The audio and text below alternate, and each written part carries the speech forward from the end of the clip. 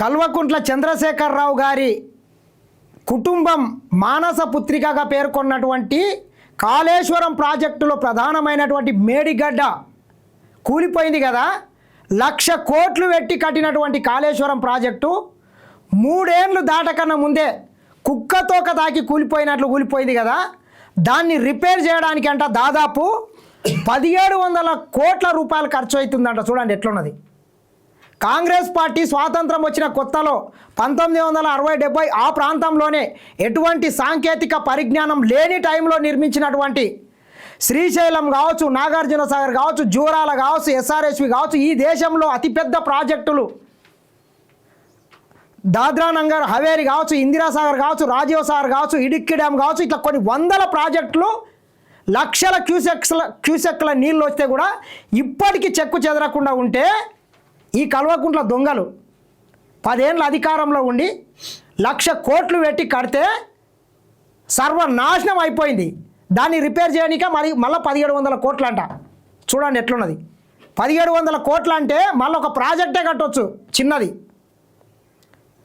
ఒకసారి మనం చూసుకున్నట్లయితే 7వ బ్లాక్ రిపేర్లకే 1,700 కోట్లు, మేడిగడ్డ మరమ్మతులకు భారీగా ఖర్చు అవుతుందని ప్రభుత్వం ఆందోళన.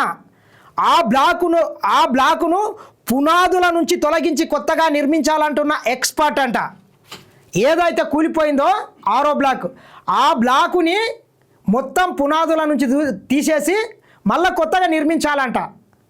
ఇంత జరుగుతుంటే ఏమంటారు ఈ సన్నాసులు? వాళ్ళే అధికారంలో ఉన్నారు, వాళ్ళే ముఖ్యమంత్రి ఉన్నారు, వాళ్ళ హయాంలోనే కట్టిండ్రు, వాళ్ళ హయాంలోనే కూలిపోయింది.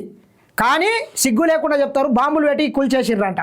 నిన్న మొన్న ఇంకా సిగ్గులేని వాళ్ళు మళ్ళీ చెప్తున్నారు బాంబులు పెట్టి కూల్చేసిండ్రు, ఇక ఇక్కడ చేపలు చూడండి, చేపలు చచ్చిపోయినాయి అది ఇది అంటారు. పెద్ద పెద్ద ప్రాజెక్టులే కూలిపోతే ఆడ చేపలు బాంబులు పేర్లు దాటికి చచ్చిపోయి అన్నీ ఉన్నాయంట. ఇట్లా చిల్లర మల్లర వ్యాఖ్యలు చేసే ప్రయత్నం చేస్తున్నారు. కొన్ని లక్షల రూపాయలు కాంట్రాక్టర్ దగ్గర కమిషన్లు దండుకుంటే ఆ కాంట్రాక్టరు నాసీ రకం పనులు చేసిండు కాబట్టి ఈరోజు ఆ ప్రాజెక్టు కూలిపోయింది. ఇంకా తప్పు ఒప్పుకోకుండా ఇట్లా డ్రామాలు వేయడం బంద్ చేయండి. మీ కుటుంబ సభ్యులు కల్వకుంట్ల కవితమ్మనే చెప్తున్నది ప్రతి పథకంలో అవినీతి జరిగిందని. వాటర్ డైవర్షన్కు కాపర్ డ్యామ్ అవసరం, సీకెంట్ ఫైల్స్ను తొలగించలేని పరిస్థితి, వాటి ప్లేసుల్లో షీట్ ఫైల్స్ వాడితే ఎలా ఉంటుందన్న యోచన ఎటు తేల్చుకోలేక ఇరిగేషన్ అధికారుల్లో అయోమయమంట. కాళేశ్వరం ప్రాజెక్టుల్లో భాగమైన మేడిగడ్డ బ్యారేజ్ మరమ్మతులకు భారీగా ఖర్చు అవుతుందని ప్రభుత్వం ఆందోళన చెందుతున్నది. కుంగిపోయిన 7వ బ్లాక్ రిపేర్లకే 1,700 కోట్ల దాకా ఖర్చు అవుతుందన్న అంచనాలతో తల పట్టుకుంటున్నది. కాళేశ్వరంలో కీలకమైన మేడిగడ్డ బ్యారేజ్ 7వ బ్లాక్ 2023 అక్టోబర్ 11న 5.5 మీటర్ల మేర కుంగిపోయింది. నేషనల్ డ్యామ్ సేఫ్టీ అథారిటీ నిపుణులు వచ్చి పరిశీలించి రిపేర్లు చేయడానికి కొన్ని గైడ్లైన్స్ నిర్దేశించారు. అందులో భాగంగానే ప్రభుత్వం పూణేకు చెందిన central water and power research స్టేషన్తో మేడిగడ్డ, అన్నారం, సుందిల్ల బ్యారేజీల వద్ద టెస్టులు చేయిస్తున్నది. ఇట్లా నేషనల్ డ్యామ్ సేఫ్టీ అధికారులు, పూణే అధికారులు వీళ్ళందరూ కలిసి ఒక నివేదికను తయారు చేసి దాదాపు 1,700 కోట్ల రూపాయల అయితేనే ఈ మేడిగడ్డ అనేటటువంటిది రిపేర్ చేయడానికి ఆస్కారం ఉందని చెప్పిర్రు.